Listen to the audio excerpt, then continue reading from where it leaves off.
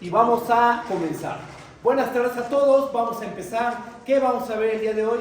Hoy vamos a ver la última propiedad operativa de la integral. Esta propiedad operativa actúa sobre los límites de integración. Lo que vamos a demostrar es que si una función es integrable en el intervalo a, b, entonces es integrable en el intervalo a, c y en el intervalo c, b. O sea, tu intervalo a, b lo divides en dos partes. Acá tomas un punto intermedio de tu intervalo a, b, partes, y si tu función es integrable en el a, b, debe ser integrable en cada uno de los subintervalos. Y aparte, la integral se porta bien con ese corte que realizas. La integral de a en b va a ser igual a la integral de a al punto intermedio que te tomaste, más la integral del punto intermedio al punto b. ¿Ok? Vamos a demostrar eso. Después, ¿qué sigue? Después vamos a ver el teorema del valor intermedio de la integral. El normal y el generalizado. Los vamos a demostrar. Y bueno, esto yo creo que nos va a llevar toda la sesión. Así que, y también si alcanza el tiempo, vamos a empezar a preparar todo para demostrar el teorema fundamental del cálculo. Eso lo vamos a hacer el jueves, mañana vamos a probar el teorema fundamental del cálculo o dejar todo listo para demostrarlo, que yo creo que nos va a alcanzar el tiempo de demostrar el teorema fundamental del cálculo en la sesión que viene. Y bueno, pues vamos hacia esos teoremas, ¿vale? Vamos a empezar. ¿Cuál teorema? Uno de los teoremas que nos va a llevar un ratito, pero bueno, así es este teorema. Vamos a ponerle un nombre. Aditividad sobre los límites de integración.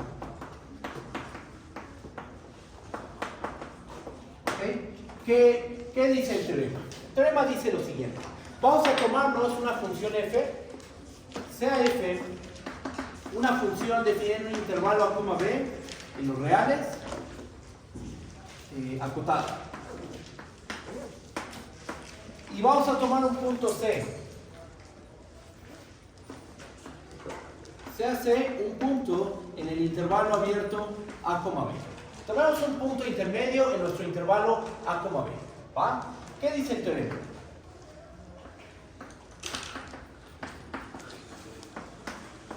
Lo que dice es lo siguiente. F es integrable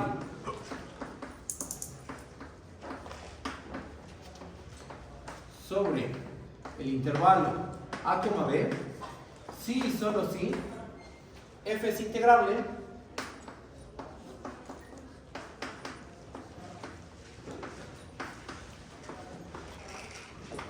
sobre el intervalo a, c y sobre el c, b. ¿Okay?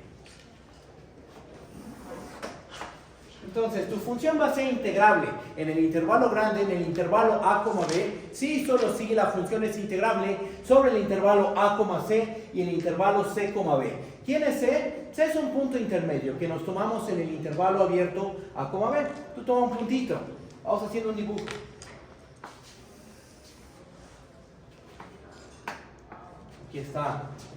Aquí está B. Tomemos un punto intermedio en nuestro intervalo a, b. Vamos a tomar este punto C.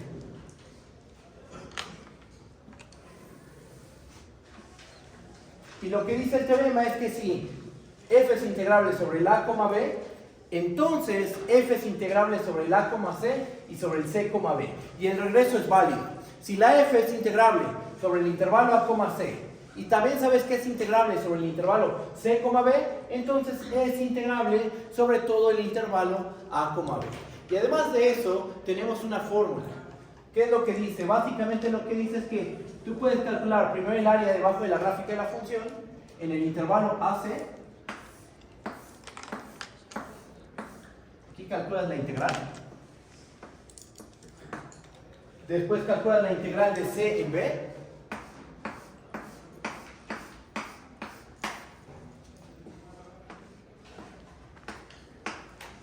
Sumas esas dos integrales y ¿qué nos tiene que dar eso? Nos tiene que dar el valor de la integral de a en b de la función f. ¿Okay? Eso lo vamos a escribir Aquí arriba.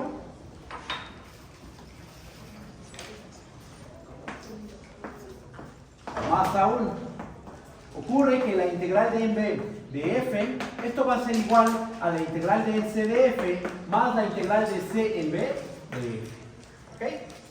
F es integrable en el intervalo grande, sí y solo sí es integrable en cada subintervalo. Y además de eso, se va a satisfacer esta fórmula. ¿Ok? Vamos a demostrar este resultado. Hay dos cosas que tenemos que hacer. Tenemos que probar que f es integrable sí, en el intervalo grande, sí y solo sí es integrable en cada uno de los subintervalos. Esa es una parte. ¿Y la otra cuál es? La otra es demostrar que se satisface esta fórmula. ¿Okay? Esto va a tomar tiempo, pero vamos a hacer la prueba de la manera más simple posible. ¿Okay? ¿Dudas? ¿Vamos bien? ¿Se entiende? ¿No? Va. Entonces voy a empezar con la demostración. Tengo una pregunta. Mande. ¿Esto tendrá algo que ver con cuando la función tiene valores negativos o cómo pasa? ¿Cómo se resuelve en ese sentido? Digamos, no hay problema que tome, no importa la asignatura que tome la función. Ahorita justo yo dibujé una función no negativa y usualmente así hago mis dibujos, pero no hay ningún problema con la asignatura de la función. Mira, aquí hago otro dibujo donde hay asignatura a lo mejor negativa, ¿no? O sea, a lo mejor la función hace esto, ¿no? Puede ser que tenga un comportamiento de este estilo. ¿Y tu punto intermedio dónde está? A lo mejor está aquí. Vas a hacer lo mismo. Vas a calcular el área entre la gráfica y la función y el eje X, que aquí tenemos área negativa, área positiva. Aquí cortamos. Y después calculas el área que queda aquí en medio. Esta es área negativa y luego tienes área positiva. Se realiza el mismo procedimiento. En nuestros razonamientos, por ejemplo, nunca hemos ocupado, aquí es positivo, aquí es negativa la función. Bueno, en algunos detalles tal vez. Por ejemplo, cuando demostramos que la integral preserva desigualdades, ahí sí es importante el orden entre f y g, ¿no? Cuando vimos que si f y g son integrables, si f es menor o igual a g, ahí sí importó ese orden. Y demostramos que la integral de f es menor o igual a la integral de g. Ajá. Pero para esto, no importa la asignatura, puede ser la que sea. No sé si ya con eso quedó más claro. Bien. ¿Alguna duda? ¿Vamos bien? ¿Seguros? Va. Pues vamos a empezar con la demostración. Dejo el mini dibujo aquí. Y empiezo la prueba. Es un sí y solo sí. Primera parte. Probar esto. Tenemos un sí y solo sí. ¿Ok? Entonces voy a empezar suponiendo que la función es integrable sobre el intervalo a, b. Con eso voy a empezar. Así lo pongo. Supongamos que f es integrable. Supongamos que f es integrable sobre el intervalo a, b. Ok. ¿Qué queremos demostrar? Queremos demostrar, vamos a dar una epsilon mayor que 0.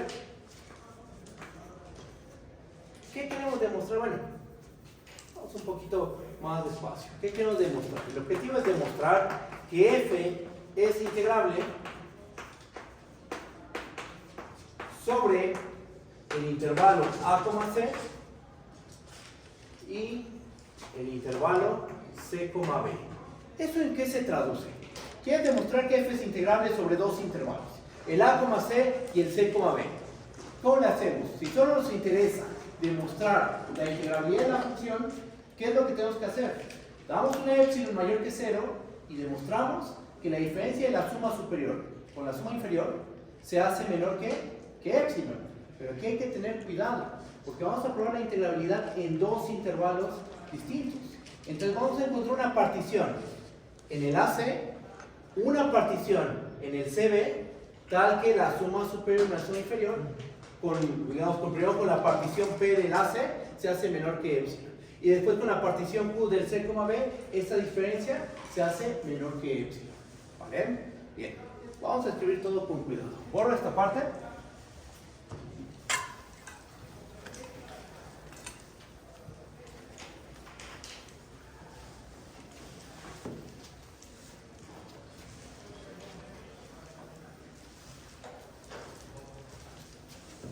Y ahora sí, vamos a dar nuestra epsilon mayor que 0.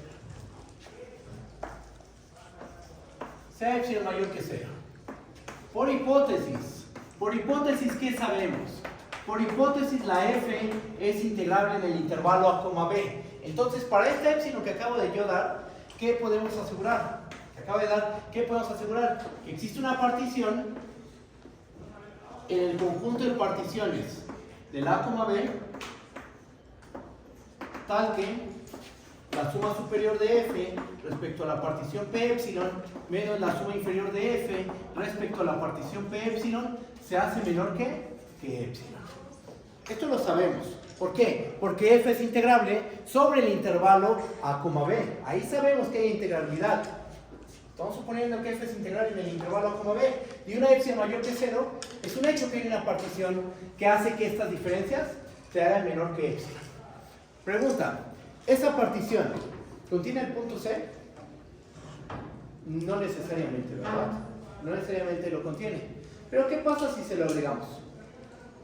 Eso sería un refinamiento, ¿verdad? Si a P epsilon tú le agregas el punto intermedio C, ¿qué va a pasar? Pues que obtienes un refinamiento. Y cuando tú refinas, ¿qué le pasa a las sumas inferiores? Crecen. Y a las sumas superiores, decrecen. ¿Ok? Entonces, como crecen las sumas inferiores y decrecen las sumas superiores, ¿qué creen que pase cuando le agregamos el punto C? Esta diferencia, ¿cómo va a ser? Más pequeña. Y por lo tanto, se sigue cumpliendo esta desigualdad. Habiendo comentado, Aline, te escucho. Perdón, me perdí por qué no tiene el punto C. Tomamos una partición del a, b que cumpla esta propiedad. No sabe, esa partición, lo único que cumple, la única virtud, es que hace que esta diferencia sea menor que epsilon. Pero puede que contenga el punto C o puede que no. ¿Ven? Va. ¿Qué vamos a hacer? Habiendo comentado esto, vamos a decir lo siguiente. Vean, sin pérdida de genialidad, supongamos que se pertenece a la partición P epsilon. Porque en caso contrario, ¿qué hacemos? Le pegamos ese punto, ¿qué le pasa a la suma superior? Decrece. ¿Qué le pasa a la suma inferior? Crece. ¿Cómo va a ser la diferencia con esta nueva partición de la suma superior y la suma inferior? Va a ser más chiquita que esta diferencia y por lo tanto va a ser menor que epsilon. ¿Okay? Sin pérdida de genialidad, supongamos que C pertenece a la partición P epsilon. En caso contrario, se lo agregamos. ¿Va? Teniendo en cuenta esto, vamos a construirnos una partición para el intervalo a, C y una partición para el intervalo C, B. Voy para allá. Borro esta parte.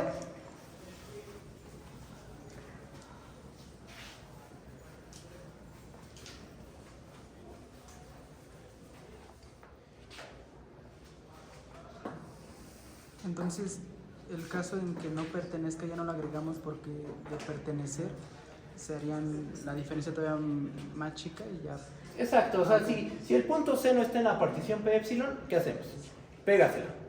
¿Qué va a pasar? La suma inferior se hace más grande, la suma superior se hace más chiquita. ¿Cómo se compara esta diferencia de esta suma superior con esta suma inferior? Con la suma superior original y la suma inferior original.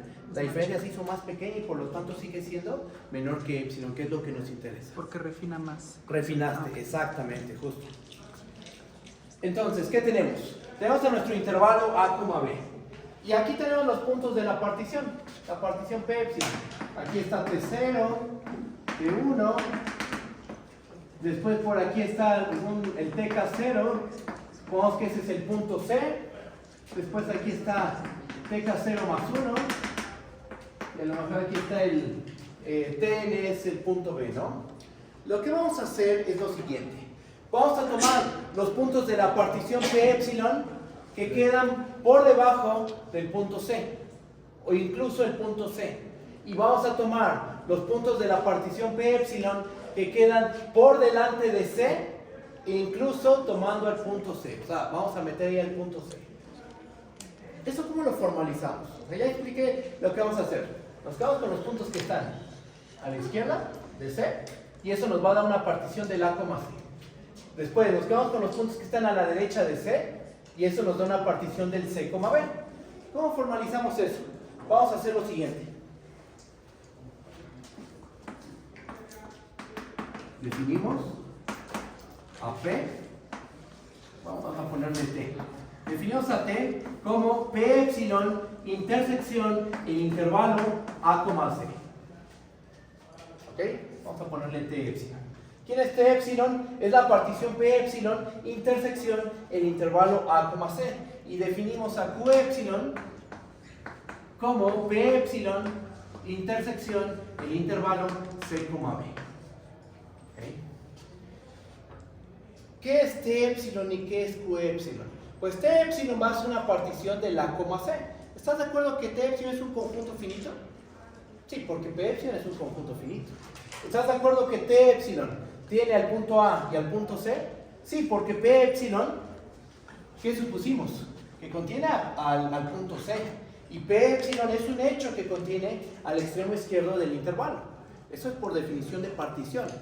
Entonces T epsilon tiene A, tiene a C, es un conjunto finito. Es una partición del A, C. Algo similar va a pasar con Q de epsilon. ¿Q de epsilon tiene a C? Sí. ¿Q de epsilon tiene a B? También. ¿Q de epsilon es un conjunto finito? Sí. Entonces es una partición del intervalo C, B. Estas son particiones del A, C y el C, B respectivamente. ¿Ah? Voy a borrar esta parte del pizarrón y voy a continuar con la prueba. Borro.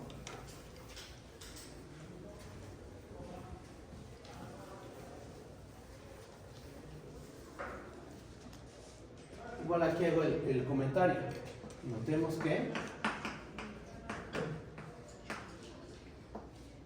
T epsilon pertenece al conjunto de particiones del intervalo A, C. ¿Y qué pasa con Q epsilon? Algo similar.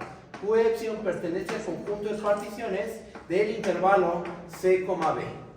Nota que no es el mismo intervalo. T epsilon es una partición del A, C. Y Q epsilon es una partición del C, B. Por otra parte,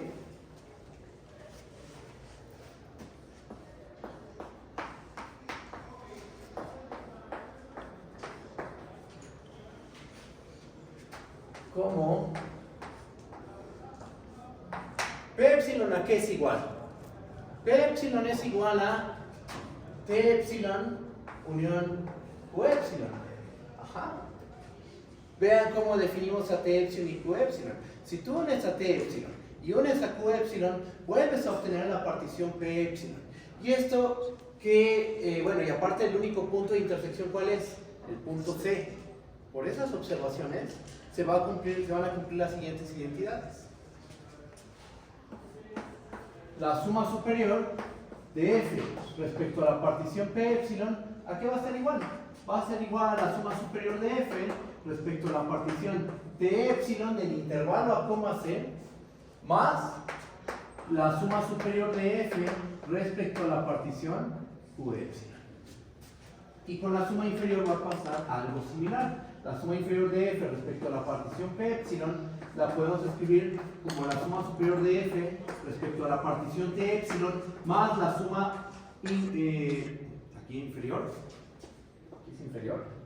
más la suma inferior de F respecto a la partición Q epsilon.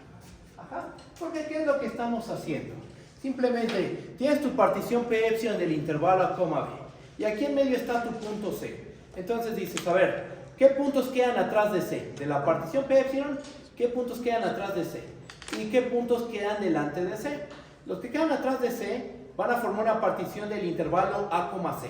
Ajá. Y aquí me construyo los MI minúscula, los MI mayúscula y construyo las sumas inferiores, superiores.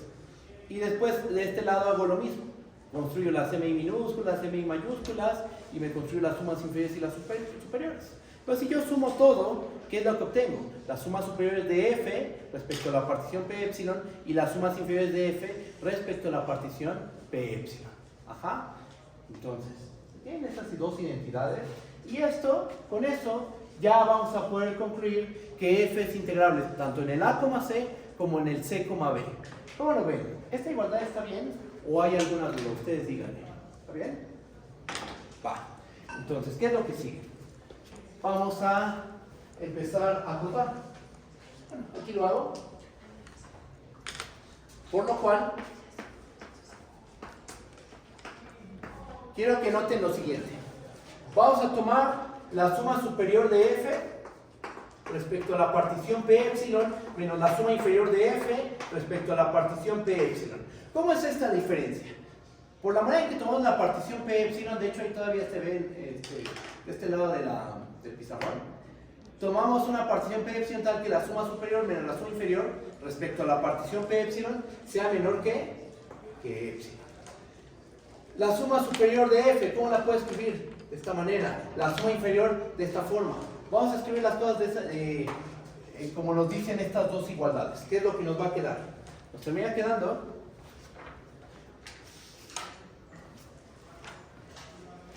la suma superior de f respecto a la partición de epsilon más la suma superior de f respecto a la partición q epsilon menos, no me va a caber aquí, ¿verdad? Voy a tener que mover esto.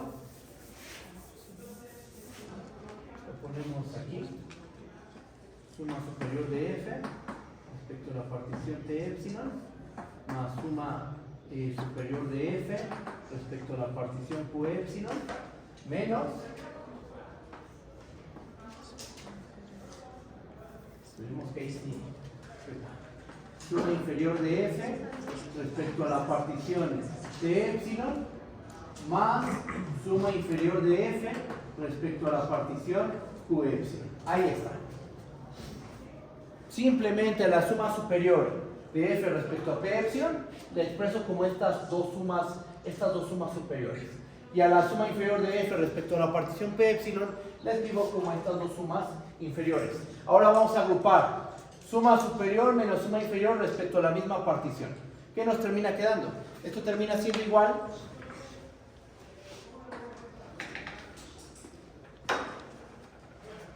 a la suma superior de f respecto a la partición t epsilon menos la suma inferior de f respecto a la partición t epsilon más la suma superior de f respecto a la partición t epsilon menos q epsilon menos la suma inferior de f respecto a la partición q epsilon. Ok, ¿de qué asignatura son? ¿Qué asignatura tiene este término? ¿Y qué asignatura tiene este término? Positivo. Son mayores o iguales que cero, exactamente. ¿Por qué? Porque siempre una suma superior es más grande que una suma inferior. Y entonces esta diferencia siempre va a ser mayor o igual que cero. ¿Esto por qué lo comento? Porque ahora vamos a hacer lo siguiente. Esta suma sabemos que es menor que epsilon. Ajá. ¿Qué pasa si yo quito este término no negativo? ¿Qué le pasa a esta suma? Tienes dos términos no negativos y tú quitas uno, ¿qué le pasa a la expresión? Menor o igual. Se hace más chiquita, exactamente. Entonces, ¿qué va a pasar, por ejemplo, con esta diferencia? Va a ser más chiquita que la suma de estos dos términos y por lo tanto va a ser menor que epsilon. Pero entonces, ¿quién es menor que epsilon? La suma superior de f respecto a la partición t epsilon menos la suma inferior de f respecto a la partición t epsilon. ¿Y qué es t epsilon? T epsilon es una partición del intervalo a, c. Entonces, ¿qué probaste? Que hay una partición del intervalo a, c que hace que la suma superior menos la suma inferior se haga menor que epsilon. Y con eso ya tienes probado que la f es integrable sobre el a, c. Y algo similar pasa con esta otra diferencia. Vamos a escribir eso. ¿Sí se entiende? ¿Sí vamos bien o hay alguna duda? Voy a escribirlo.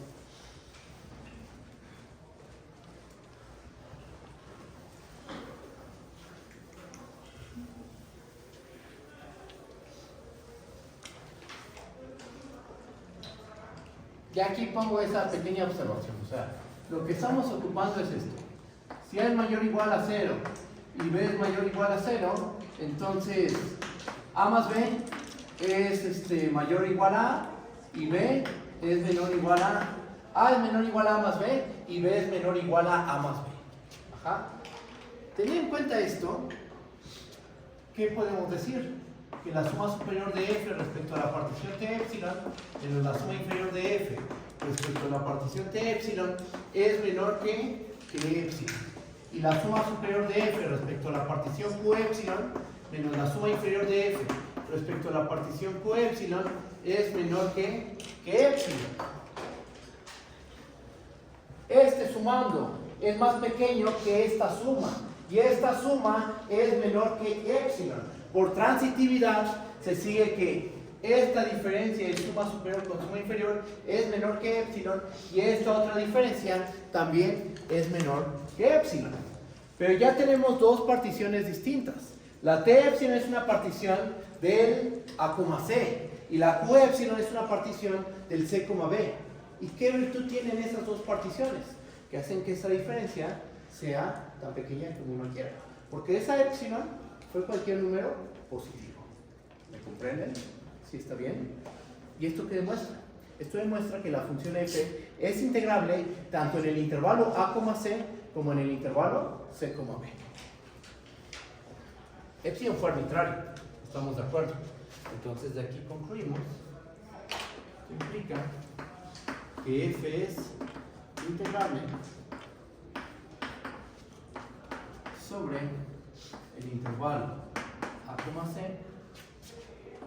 y f es integrable sobre el intervalo C, B. Profe, ¿se tiene que estar dentro del intervalo A, B o podría estar afuera? No, tiene que estar dentro del intervalo A, B. De hecho, cuando enuncié el teorema, dije, se hace un punto en el intervalo abierto A, B. ¿Sabes qué sí podría pasar? Que C es A o C es B. Pero esos casos, o sea, imagínate, si C es A, ¿cuál sería el intervalo A, C?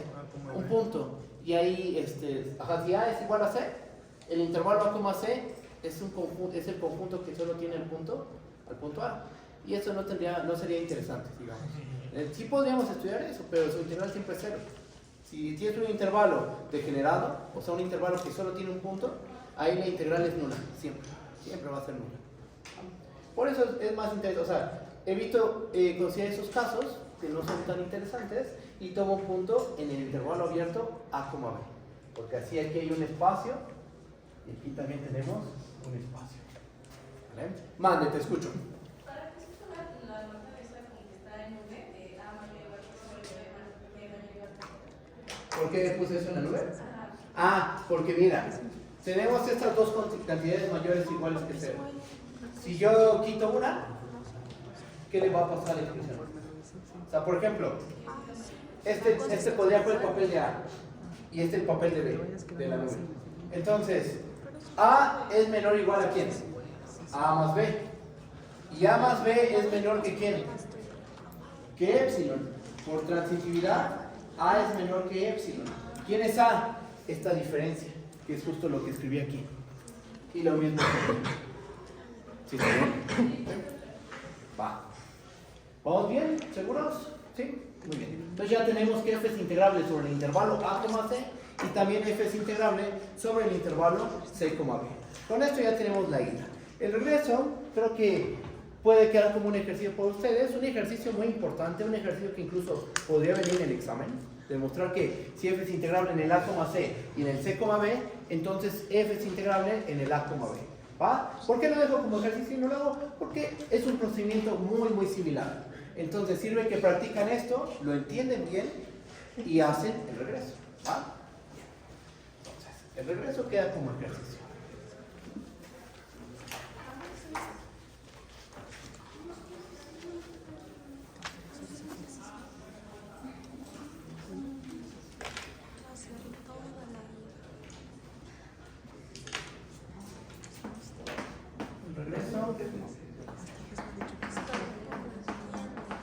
Queda como ejercicio. ¿Ok? Bien. ¿Qué nos falta ver? Nos falta demostrar que, veamos que la integral de b de f es igual a la integral de a en c de f más la integral de c en b de f. Vamos a demostrar esta igualdad. Y nuevamente vamos a ocupar esto que les comenté cuando demostramos que la integral de a en b de f más g es igual a la integral de a en b de f más la integral de a en b de g. ¿Cómo probamos que dos números son iguales? Aquí lo comento rápidamente, aquí en un paréntesis. Para probar que dos números son iguales, lo que uno tiene que demostrar es que su diferencia es igual a 0. Pero esto es equivalente a probar que el valor absoluto de A menos B es igual a 0. Ajá. Pero esto a su vez es equivalente a demostrar que para toda epsilon mayor que 0, el valor absoluto de A menos B es menor que epsilon. Y justo esto último es lo que vamos a hacer nosotros. Vamos a demostrar que para toda epsilon mayor que 0, la integral de A en B de f menos la integral de A en C de f y la integral de C en B de f, esa diferencia se hace menor que epsilon. ¿Okay? Bien, pues vamos a empezar. Borro esta parte del pizarrón.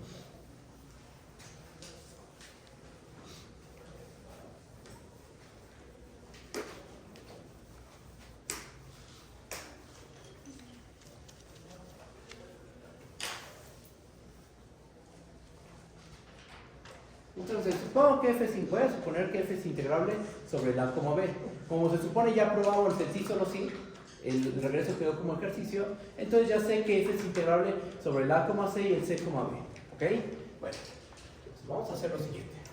Tomemos epsilon mayor que 0.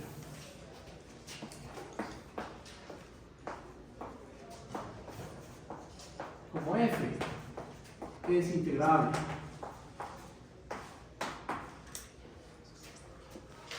sobre el intervalo a, b, entonces existe una partición p epsilon en el conjunto de particiones del a, b, y aquí ya escribo hago el comentario de que sin pérdida de generalidad vamos a suponer que el punto C se encuentra en la partición p epsilon. ¿Ok? Entonces existe una partición del intervalo a, b tal que la suma superior de f respecto a la partición p epsilon menos la suma inferior de f respecto a la partición p epsilon se hace menor que epsilon. Ahora, me vuelvo a construir a t epsilon, me vuelvo a construir a q epsilon. Si t epsilon es igual al intervalo a, b, intersección p epsilon, perdón, a, c, intersección p epsilon, y q epsilon es el intervalo c, b, intersección p epsilon, ¿qué podemos hacer? ¿Borro aquí?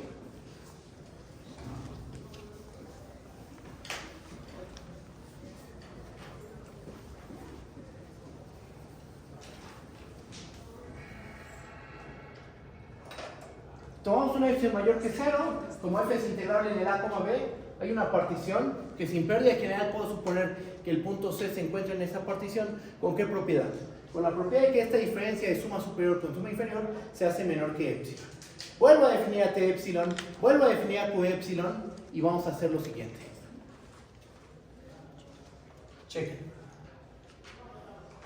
Y si pasa esto, entonces quiero que notes lo siguiente. Aquí tenemos la suma inferior de f respecto a la partición p epsilon. ¿Esto a qué es igual? Esto es igual a la suma inferior de f respecto a la partición t epsilon más la suma inferior de f respecto a la partición q epsilon. Una pregunta: ¿quién se queda por delante de estas dos sumas inferiores?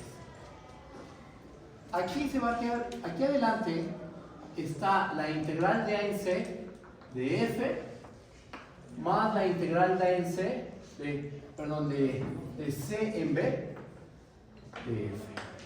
¿Por qué? Porque una suma inferior siempre es menor o igual al valor de la integral. ¿Estamos de acuerdo? Esta suma inferior es respecto a qué partición? Respecto a la partición t epsilon. Y t epsilon es una partición del a, c. Entonces, este término va a ser menor o igual a este de aquí. Y la suma inferior de f respecto a la partición q epsilon va a ser menor o igual a la integral de c en b de f. ¿Okay? Pero ahí en medio, ¿quién se va a quedar también? La suma inferior de f respecto a la partición p epsilon es menor o igual que ¿quién? Que la integral del b de f. Porque p epsilon, ¿qué es? P epsilon es una partición de todo el intervalo a, b. La suma inferior es menor o igual al valor de la integral. Entonces aquí también se queda la integral de b de f. Porque este término, ¿cómo se compara con este de aquí? Ya este menor o igual. Aquí pongo una coma. No sabemos cuál de estos dos es más grande, cuál es más pequeño. Simplemente sabemos que quedan por delante de estos dos términos. Y estos dos cuates son menores o iguales que ¿quién? Estos dos son menores o iguales que la suma superior de f respecto a la partición t epsilon más la suma superior de f respecto a la partición q epsilon, que esto es simplemente la suma superior de f respecto a la partición p epsilon. Entonces quiero que noten lo siguiente. Estos dos valores, este y este, quedan en medio de la suma inferior de f respecto a la partición p epsilon y la suma superior de f respecto a la partición p epsilon. Aplicamos la regla de los cuatro números. El valor más pequeño, estos dos están en medio, y el valor más grande. ¿Qué va a terminar ocurriendo? Va a ocurrir que el valor absoluto, porque no sabes cuál de estos dos es más grande, vamos a tener que el valor absoluto de la integral de b de f menos la integral de a en c de f más la integral de c en b de f. Esta distancia es menor o igual que ¿quién? Esta distancia va a ser menor o igual a la suma superior de f respecto a la partición p epsilon menos la suma inferior de f respecto a la partición p epsilon. Pero esta diferencia, ¿cómo es? Esta diferencia es menor que epsilon. Así la tomamos. Y la pudimos tomar así, ¿por qué? Porque por hipótesis la f es integrable sobre la coma b. Ajá.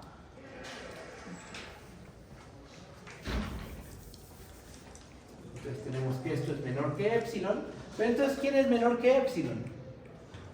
La integral de b de f menos esta suma de integrales. Déjenme escribir eso. Entonces lo que podemos concluir es que el valor absoluto de la integral de b de f menos la integral de c de f más la integral de c en b de f en valor absoluto es menor que epsilon. ¿Cómo tomamos a la epsilon? Fue arbitraria. Ajá. Fue cualquier número positivo. Por el recordatorio, dos números son iguales si solo si para cada epsilon mayor que 0 esta distancia es menor que epsilon. Entonces de aquí concluimos que la integral de b de f debe ser igual a la integral de a en c de f más la integral de c en b de f. Ahí termina la prueba. Así te escucho. ¿Puedes explicar la primera desigualdad? Esta. Mira. Esta es la suma inferior de f respecto a la partición t epsilon. T epsilon es una partición de qué intervalo? Del a, c. ¿Cómo se compara esta suma inferior con la integral de c? Acuérdate que siempre las sumas inferiores son menores o iguales al supremo del conjunto de todas las sumas inferiores, que es el valor de la integral. Entonces, este término es menor o igual a este. El del que está marcado de verde con el que está marcado de verde. Y el que está marcado de rosa, por el mismo un razonamiento análogo, es menor o igual a este término. Eso comparando estas dos sumas. Pues sabemos que estas dos sumas son igual a esta suma. Esta suma inferior es menor o igual que ¿quién? Esta es una suma inferior respecto a la partición p epsilon, que es una partición de todo el intervalo a, b. Entonces esa suma inferior es menor o igual a la integral de b de f. Y entonces estos dos términos quedan por delante, estos valores, algo similar hacemos con las sumas superiores, ensanguchamos y ya de ahí concluimos que esta distancia es menor que epsilon. ¿Sí está bien? ¿Sí? ¿Cómo vamos? ¿Vamos bien o hay alguna duda? Ustedes díganme. ¿Bien? Ok, perfecto.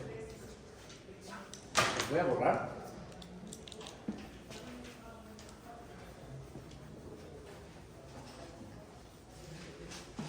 Perdón, ¿dónde aplicó la regla de los cuatro números? Aquí. ¿En este? Aquí, mira. El primer número. Después, estos dos. ¿Están en medio? Este es el primero.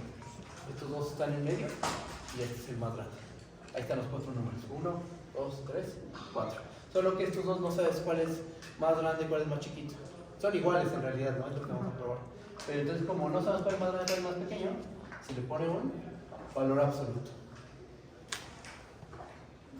¿Sí está bien? Ah, y su diferencia es menor que los dos grandes. Ah, ya. Exactamente. Y ahí acabó la prueba. ¿Ven? Bien. Ya tenemos este resultado, corolario. Vamos a hacer un corolario.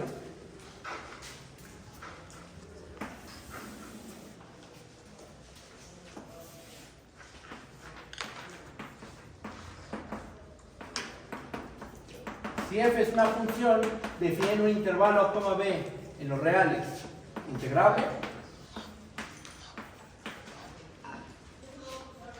y c y d son dos números en el intervalo abierto a, b con c menor que d, entonces f es integrable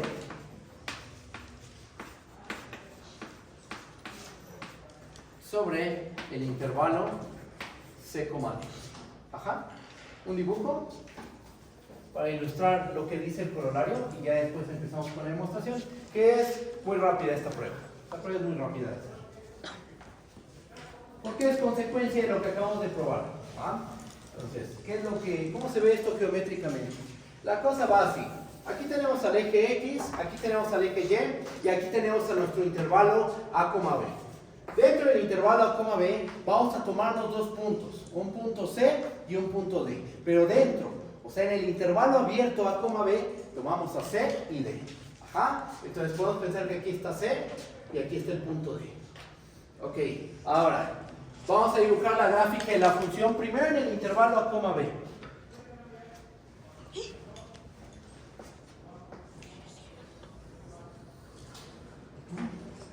Sabemos que la f tiene área debajo de la gráfica pensando que el dominio es el a, b. Aquí podemos hablar del área debajo de la gráfica. Lo que dice este resultado es que también va a haber área debajo de la gráfica si nos restringimos a un intervalo más chiquito. Por ejemplo, el c, d. En vez de pensar en todo tu intervalo a, b, vamos a restringirnos únicamente al c, d. Que sería nada más pensar en esta área que por cierto es negativa y en esta área positiva.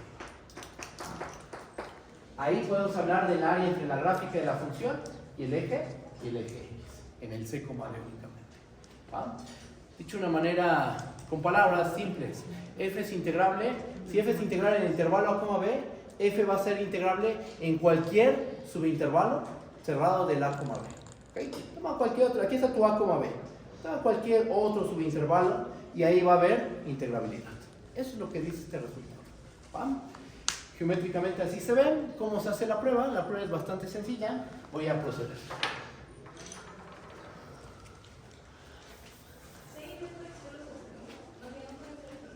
Sí pueden ser, pero imagínate qué pasa si A es igual a C. Es el resultado anterior. Por eso es que no lo agrego. Si A es igual a C, ¿qué puntos tenemos? A, D y B. Que sería, estaríamos hablando del D, B únicamente. Perdón, del A, D. Pero eso ya lo demostramos. Eso lo demostramos en el teorema pasado. Ajá. Sí, o sea, siendo muy, o sea, si queremos como generalizarlo un poquito, pues podríamos poner que C y D incluso pueden ser A o B, pero eso ya lo demostramos en el teorema anterior. ¿Ah? Por eso es que no agrego esa parte. Bien, ¿cómo hacemos la prueba? Demostración. Como f es integrable sobre el a, b y c están de acuerdo que se encuentra en el abierto a, b. ¿Estamos de acuerdo?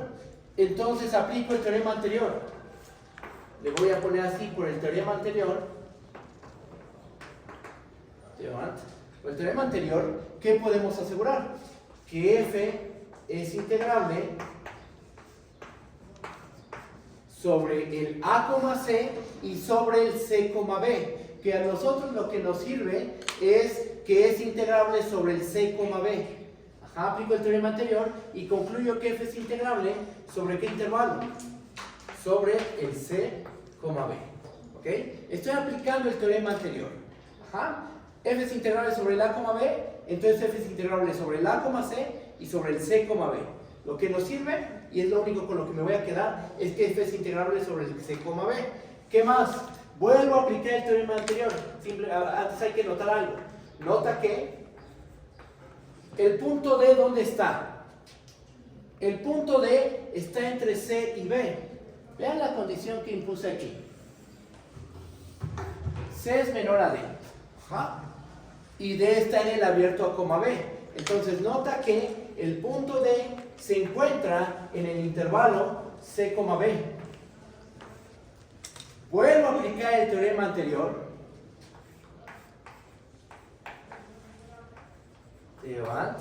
¿Y qué podemos concluir? Que f es integrable. O sea, estoy aplicando el teorema anterior en el c, d. En el c, b, la función es integrable. Tomo un punto intermedio y entonces la f es integrable de c a d y de d a b. En particular, f es integrable sobre el c, d. Y ahí termina la demostración. Son dos aplicaciones del teorema anterior para concluir que la función es integrable sobre el c, d. ¿Ok? ¿Sí está bien o hay alguna duda? ¿Estamos bien seguros? Muy bien. Voy a borrar esta parte del pizarrón. Y vamos a empezar con los teoremas del valor intermedio de la integral.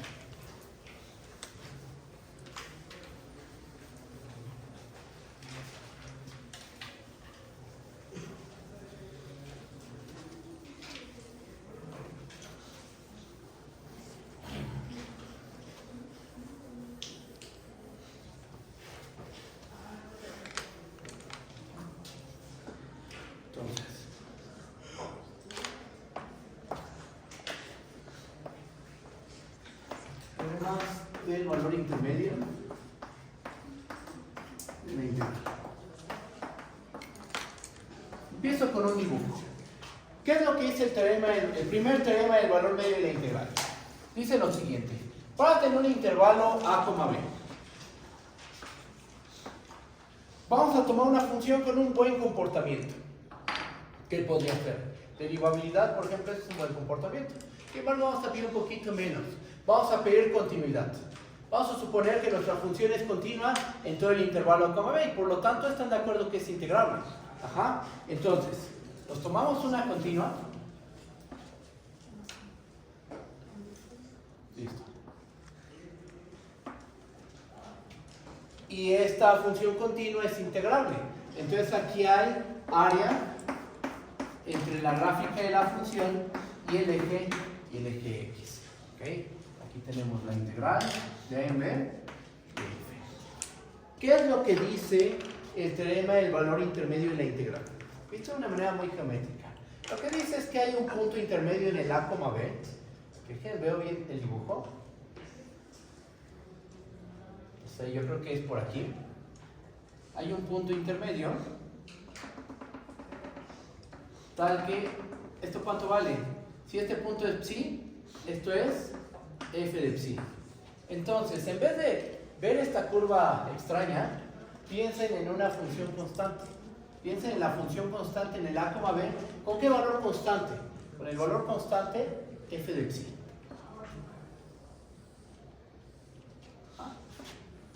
¿Qué es lo que dice el teorema del valor intermedio? Que hay un punto intermedio tal que el área debajo de la gráfica de la función y el eje X coincide con el área de este rectángulo. ¿Eso cómo lo podemos escribir de manera formal? ¿Cuánto vale el área de este rectángulo? Es base por altura. O sea, esto es f de psi multiplicado por b menos a. Ese es el teorema del valor, el primer teorema del valor intermedio de la integral. Hay un punto intermedio, no sabemos cuál, no nos dice cómo construir este punto intermedio. Hay un punto psi en el intervalo cerrado a coma b, tal que la integral de b de f es igual a f de psi por b menos a. ¿Qué es esto geométricamente? El área de un rectángulo. Un rectángulo con base b menos a y altura f de psi. ¿Okay? ¿Qué vamos a suponer de esta función? Que es continua. Eso es lo que tenemos que suponer. F es continuo en el a, b, y entonces se va a dar esa igualdad. ¿Me comprenden? ¿Si está bien o hay alguna duda? Aquí lo expliqué de manera geométrica. Lo que sigue es enunciarlo de manera formal y hacer su demostración. ¿Vamos bien? ¿Sí? ¿Ahí sería teoremas del valor medio o nada más valor? El valor intermedio. Me faltó poner el valor intermedio. El valor intermedio. Gracias, ¿eh, Roberto? Intermedio de la integral. Este es el primero. ¿Va? Bien. ¿Qué es lo que sigue? Pues vamos a enunciarlo de manera muy formal. ¿Borro?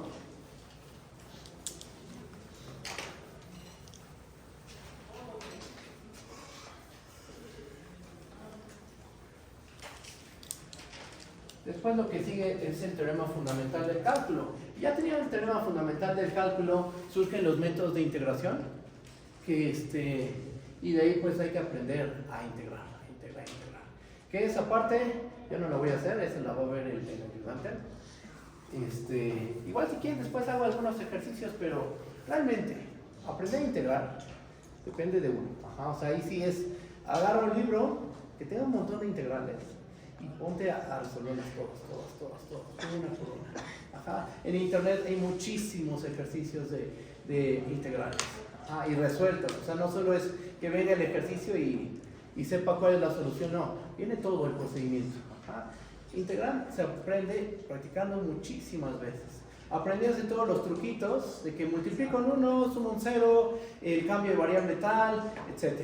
Aún así, nosotros vamos a ver todo el tema. O sea, todos los métodos de integración, o los más importantes, los vamos a ver.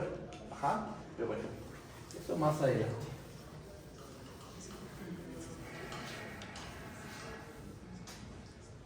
Bien, ahora, ¿cómo enunciamos el teorema del valor intermedio? Teorema del valor intermedio. Teorema del valor intermedio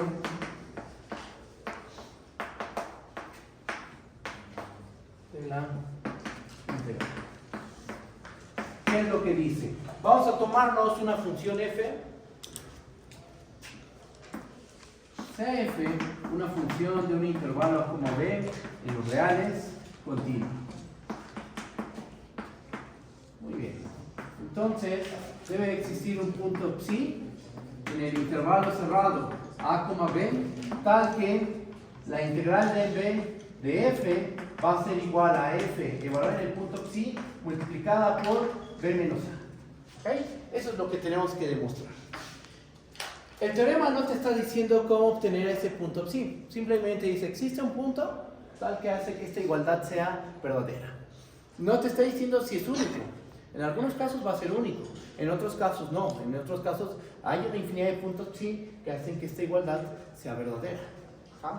Nosotros tenemos que garantizar la existencia de uno que haga que esta igualdad sea verdad y se acaba la prueba. ¿Vale? Vamos a empezar con la demostración.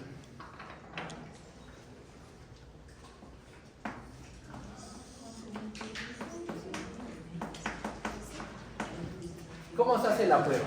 Bueno, f es una continua en el intervalo cerrado a, b. Cálculo 1.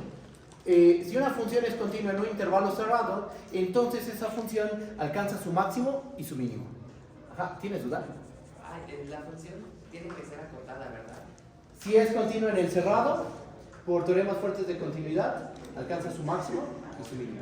Inmediatamente va a estar acotado. ¿La integral es de b en a o de b en psi? Es que no le entiendo. Perdóname. Es de a en b.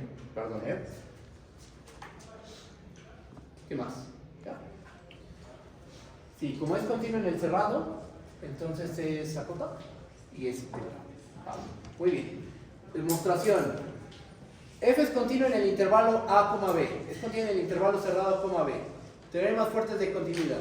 Toda continua en un intervalo cerrado siempre alcanza su máximo y su mínimo. Entonces, por teorema fuerte de continuidad,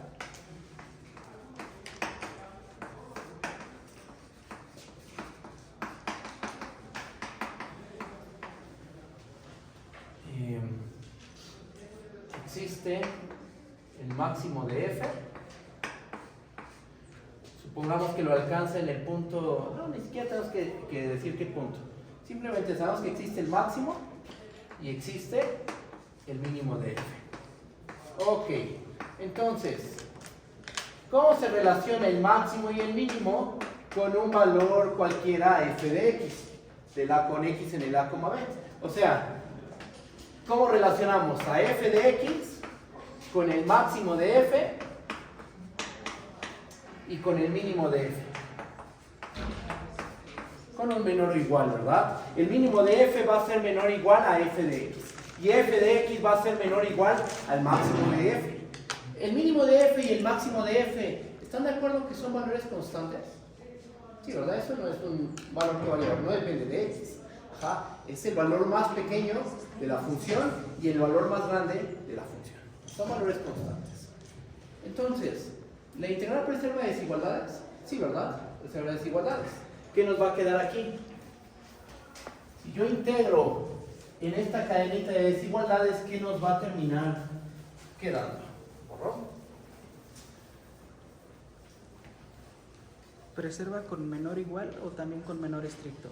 No, menor igual únicamente. El menor estricto no se tiene que preservar. A ver, déjame pensar en eso. Estricto. Si se preserva, después, si quieren después, de hecho tenemos que ver esa parte. ¿De qué pasa con el menor estricto? Ajá. Déjame pensar. O si preserva el menor estricto. Sí, ¿verdad? Sí, Parece que preserva el menor estricto. No les voy a decir algo mal, esperen un tantito. Cifra es mayor que 0, estrictamente mayor que 0, la integral de esto es mayor que 0. Sí, la integral vamos a demostrar más adelante que preserva los mayores estrictos. ¿Ah? Si f es menor estricto que g y f y g son integrables, la integral de f es menor estricta que la integral de g. ¿Okay? Pero para ello necesitamos garantizar que una función integrable tiene puntos donde hay continuidad. Ajá. Después vamos a ver eso. Ahorita vamos a ver la parte estándar, digamos, de teoría de la integral, que es llegar al teorema fundamental del cálculo. Y después nos metemos a esta onda. Ajá. Que es, toda función integrable tiene muchísimos puntos donde hay continuidad. Es algo que vamos a demostrar. Ajá. Para ello vamos a usar el teorema de los intervalos anidados que se ve en cálculo 1. Pero bueno, después les comento de eso. Nos adentramos a esa prueba. Y ahorita lo que vamos a hacer es integrar en ambas desigualdades. La integral preserva desigualdades y ¿qué nos termina quedando? Aplicamos el operador integral y ¿qué nos termina quedando? Que la integral de m del mínimo de f es menor o igual a la integral de m de f, y esto es menor o igual a la integral de m del máximo de f. El valor más chico y el valor más grande son valores, esta función es constante. El mínimo de f es un valor constante, el máximo de f es un valor constante. Entonces, esos dos valores, esas dos integrales, ¿a qué son igual? Esta integral es igual, ¿están de acuerdo? Que al mínimo de f multiplicado por b menos a. Y esta otra integral, ¿están de acuerdo? Que es igual al máximo de f multiplicado por b menos a. Sí, ¿verdad? Porque la integral es una constante, nosotros demostramos que es la constante por la medida del intervalo. La constante por la medida del intervalo. La constante por la medida del intervalo. Simplemente estoy haciendo eso. Ahora, vamos a dividir entre b menos a en ambos lados de la desigualdad. ¿Qué nos va a terminar quedando? O sea, multiplicamos por 1 entre b menos a. ¿Y qué nos termina quedando? Que el mínimo de f es menor o igual a la integral de b de f entre b menos a y esto es menor o igual a el máximo de f. Muy bien. ¿Qué teorema de cálculo 1, qué teorema de continuidad podemos ocupar para garantizar que hay un punto psi? Ya esto es un teorema de cálculo 1. ¿Qué teorema tenemos que ocupar que nos garantice que hay un punto psi tal que f de psi es igual a este valor? Teorema fuerte de continuidad. ¿Pero cuál? ¿Cuál es? Exactamente cuál. Creo que el segundo. Bueno, es que depende de cómo los enumeres en el curso. Digamos, en el curso que llevamos nosotros, el de cálculo, o sea, nuestro curso, creo que fue el último teorema fuerte de continuidad. Lo primero que vimos es que toda continua es acotada. Después toda continua en un cerrado alcanza su máximo. Y ya al final se demostró que toda continua cumple la propiedad del valor intermedio. Bueno, eso es lo que vamos a ocupar. Vamos a ocupar la propiedad del valor intermedio. Toda continua en un intervalo cerrado tiene la propiedad del valor intermedio. Debe haber un punto, aquí está el mínimo, que lo alcanza la función. Aquí está el máximo, que lo alcanza la función. Entonces, este punto está en medio del mínimo y el máximo. Debe haber un punto, por teorema del valor intermedio de continuidad, debe haber un punto en el abierto, en el intervalo A, B, cerrado, tal que la función alcanza ese valor en el punto. Vamos a escribirlo. Por el teorema del valor intermedio de continuidad,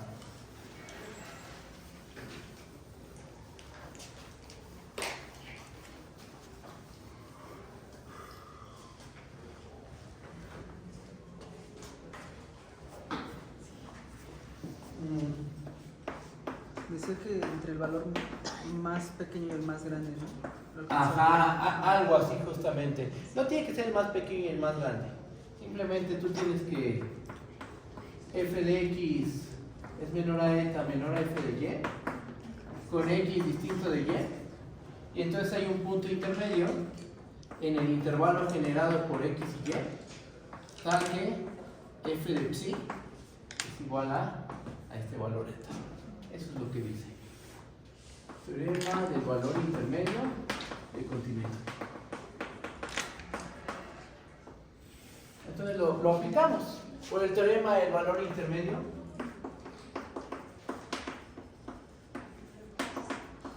de continuidad. Hay un punto psi en el intervalo A, B, tal que f de psi es igual a ese valor que queda en medio, del mínimo y el máximo. O sea, f de psi va a ser igual a la integral de b de f entre b menos a. Multiplico por b menos a en ambos lados de la igualdad y nos queda que f de psi por b menos a es igual a la integral de b de f.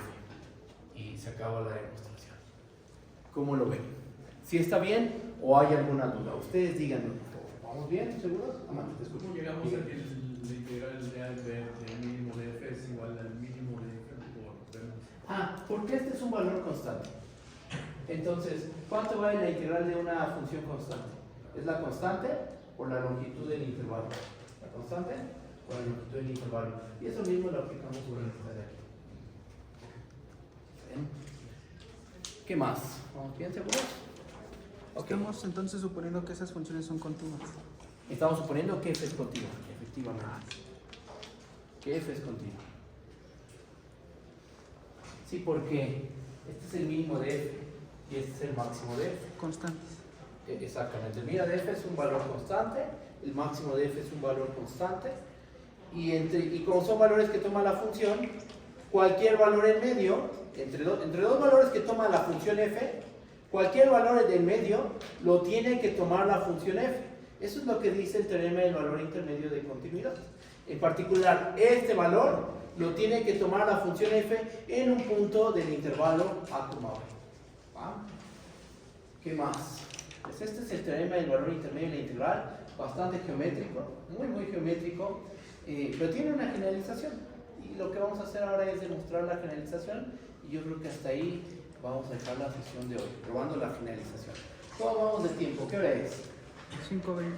5:20, sí, pero probando la generalización es más que suficiente. Entonces, vamos a demostrar el teorema del valor intermedio de la integral generalizado.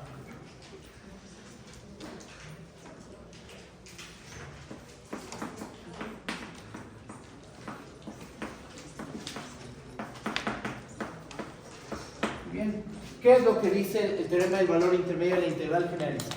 Lo que dice es lo siguiente. Vamos a tomarnos una función del intervalo a coma b los reales continua. Y vamos a tomar una función g. Tengo que borrar esta parte.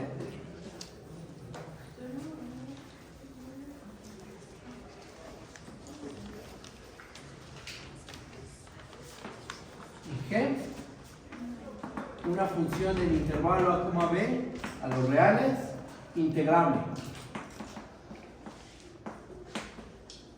Y de una sola asignatura.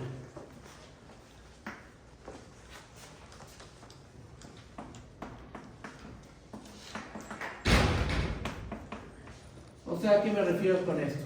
A que la g o es mayor o igual que 0 o la g es menor o igual a 0.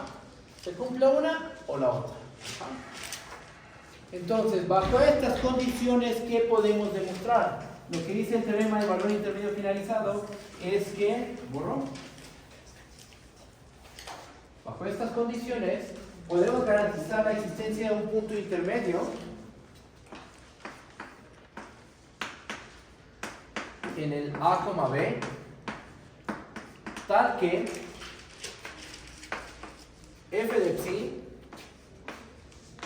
por la integral de en b de g va a ser igual a la integral de en b de f por g. ¿Ok? Ese es el teorema del valor, el teorema del valor intermedio de la integral generalizado. Ahora tenemos dos funciones involucradas. Una función f continua en el a, b. Y una función g igual en el intervalo a, b integrable, pero de una sola asignatura. O en todos los puntos es mayor o igual que 0, o en todos los puntos es menor o igual que 0. ¿Va? ¿Qué nos garantiza bajo estas hipótesis? ¿Qué podemos asegurar? Que hay un punto intermedio, tal que f de psi por la integral de en b de g es igual a la integral de en b de f por g. ¿Ok? Y generaliza al teorema anterior, porque si tú te tomas g igual a 1, y aquí hago la observación en este pequeño cuadro. Si g es igual a 1, obtenemos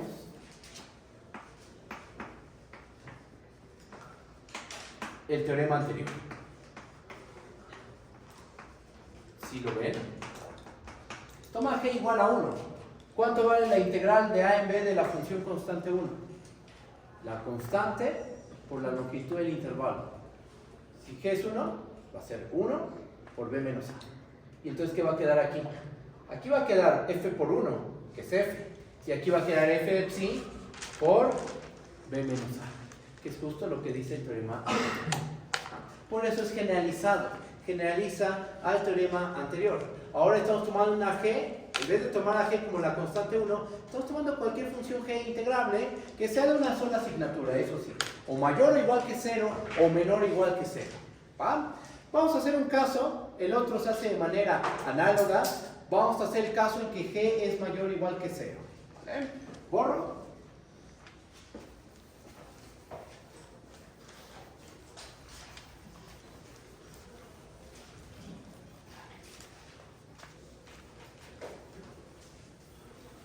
Y empezamos con la demostración. Los pasos son muy parecidos a los del teorema anterior, pero sí hay un pequeño detalle, muy sutil, que, bueno, debemos de manejarlo con cuidado. Hay que hacer las cosas, argumentar de manera cuidadosa. ¿Va? Bien, entonces empiezo una prueba. Demostración. Nuevamente, como f es continuo en el a, b, como f es continuo en el intervalo a, b, entonces, por teorema fuerte de continuidad sabemos que existe el máximo de f y el mínimo de f. Ok, entonces, tenemos que para todo x en el a, b, ¿cómo se compara el mínimo de f multiplicado por g de x con f de x multiplicado por g de x y f de x por g de x con el máximo de f multiplicado por g de x. Entonces vamos a tener estas relaciones. ¿Ah? Para cada punto del A, B, mínimo de f multiplicado por g de x es menor o igual a f de x por g de x.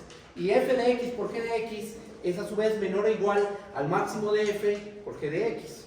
Ajá. ¿Por qué? Es porque la g de x, ¿de qué asignatura es? Se me olvidó poner eso. Aquí estamos haciendo el caso en que g de x, en que g es mayor o igual a 0. Esto es clave. Si g es mayor o igual a 0, imagínate que quito esto, y esto, y esto. Esto sí es muy claro. El mínimo es menor o igual a f de x, menor o igual al máximo. Si tú multiplicas un número mayor o igual a 0 en una desigualdad, ¿qué le pasa a la desigualdad? La desigualdad se preserva, no va a intercambiarse ni nada, ni algo así. Se preserva la desigualdad. Multiplico por g de x, es lo negativo, se va a preservar la desigualdad. Recuerden en qué caso estamos. Integramos en ambas partes de la cadena de desigualdades. ¿Qué nos termina quedando? Aplicamos el operador integral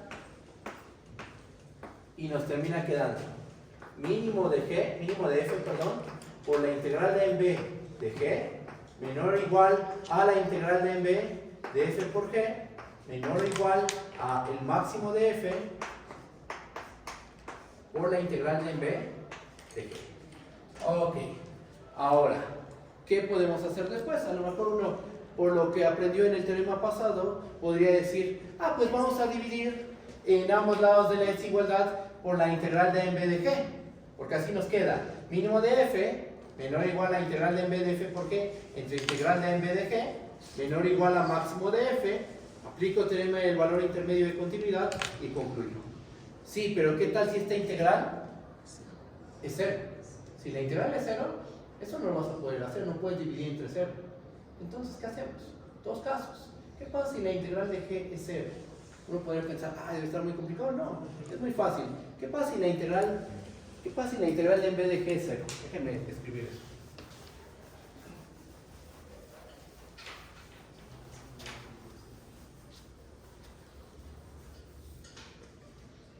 A ver, chequen.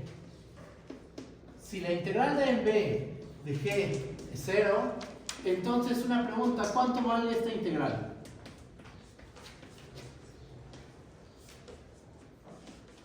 Esta constante por la integral de en b de g. ¿Cuánto va a valer esto? 0. ¿Cuánto va a valer este valor?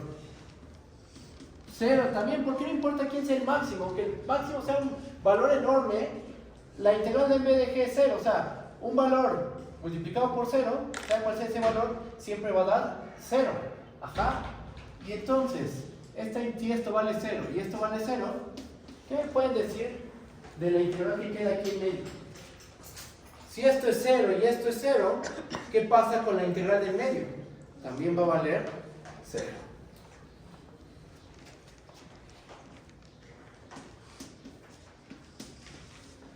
Ok. Y entonces, ¿qué punto intermedio se pueden tomar que haga que esta igualdad sea verdadera? ¿Cuál es el punto que podemos tomar? ¿Qué punto psi del A, B, suponiendo que la integral de g es 0, qué punto psi del A, B pueden tomar tal que f de psi por la integral de b de g sea igual a la integral de b de f por g? ¿Cualquiera? Cualquiera, exactamente. Cualquier punto va a funcionar en este caso. Ajá. En este caso, para cualquier psi del A, B, ¿qué vamos a tener? ¿Cuánto va a valer f de psi por la integral de b de g? Esto va a ser 0. ¿Y cuánto va a valer la integral de b de f por g? Pues por el argumento que acabamos de dar, esto también vale 0. Entonces sí se da la igualdad. ¿Están de acuerdo? Si la integral de g es 0, Cualquier punto nos sirve como punto intermedio. Cualquier punto del A, B nos va a servir como punto intermedio. ¿Me comprenden? ¿Sí está bien? Caso 1, cuando la integral de G es 0. Caso 2, borro aquí.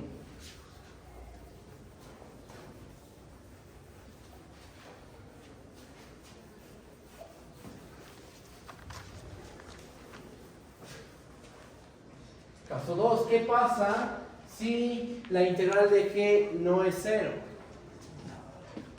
Si la integral de b de G es distinta de 0, como G es mayor o igual a 0, entonces no le queda otra más que la integral de b de G ser mayor estricta que 0. Y como es mayor estricta que 0, podemos dividir ahora sí en ambos lados de estas dos desigualdades. Bueno, en toda la cadenita de desigualdades. ¿Y qué nos termina quedando? Multiplicando por 1 entre la integral de b de G, ¿qué nos va a terminar quedando? Que el mínimo de f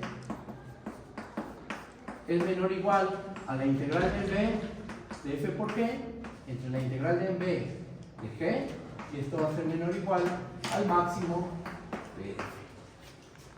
Bien. ¿Qué sigue? Aplicamos teorema del valor intermedio de continuidad por teorema del valor intermedio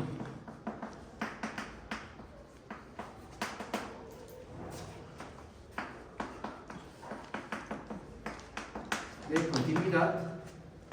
Tiene que existe un punto psi en el A, B tal que f de psi es igual a la integral de b de f por g entre la integral de b de g. Multiplico por la integral de b de g en ambos lados de la igualdad y nos queda que f de psi por la integral de b de g es igual a la integral de b de f por g. Y aquí termina la demostración. Ahí se acaba la prueba. Si se dan cuenta, es muy similar a la prueba del teorema del valor intermedio de la integral y la generalización. Solo que en la generalización hay que ser un poquito más cuidadosos con el argumento. Aquí la podemos dividir de principio por la integral de b de g, porque puede ser 0. Entonces se aborda este caso por separado y se concluye. Y cuando la integral de b de g es mayor o estricta que 0, pues ahí sí es completamente... Es muy parecida a la prueba a la que hicimos del teorema del valor intermedio de la integral normal, a la versión original. Todos los pasos son similares. Ya tengo las dos demostraciones. ¿Qué es lo que sigue? Lo que sigue es hacer ejemplos de cómo se aplica el teorema del valor intermedio de la integral. Que es fácil aplicarlo. Nada más que el detalle ahorita es que como no tenemos métodos de integración, no podemos poner ejemplos tan sofisticados, porque todavía no sabemos calcular integrales de manera veloz, porque no tenemos los teoremas de continuidad. Digo, el teorema fundamental del cálculo. Pero ya teniendo el teorema fundamental del cálculo, salen los métodos de integración, y ahora sí podemos poner ejemplos un poquito más sofisticados de este teorema, de estos dos teoremas. ¿Va? ¿Qué es lo que sigue? Lo que sigue es hacer ejemplos de esto, unos 2 ejemplos nada más, y después preparar todo para el primer teorema fundamental del cálculo. Que eso lo vamos a ver en la siguiente sesión. Vamos a ver el primer y segundo teorema fundamental del cálculo. Y ya casi acabamos, todo lo del primer parcial. Yo creo que la siguiente semana yo acabo todos mis temas. Todo lo del teorema fundamental del cálculo lo veo, y con eso ya tenemos el material para el primer parcial. ¿Vale? Bueno, ¿dudas? ¿Vamos bien? ¿Tenemos todo? Muy bien, qué bueno. Entonces nos vemos mañana, ¿vale? Bye bye.